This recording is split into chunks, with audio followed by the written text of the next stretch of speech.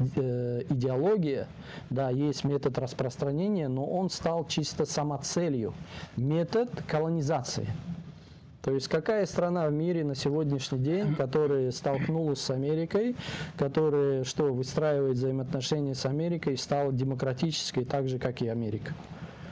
Какая страна в Африке такая же демократическая, как, например, там Швеция, Италия, Испания? Ни одна страна в мире.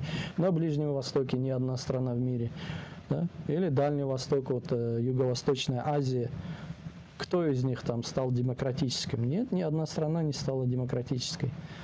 То есть те законы, которые они у себя притворяют, да, они сами уверовали в эти законы, и они их притворяют у себя. Но во внешнеполитических взаимоотношениях, то есть у них нету цели.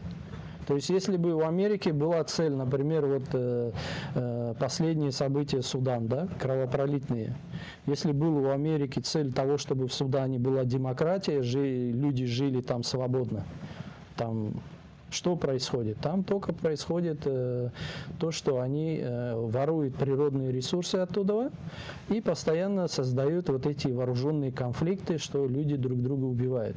То есть нет там никакой демократии. Или Сирия, или Саудия.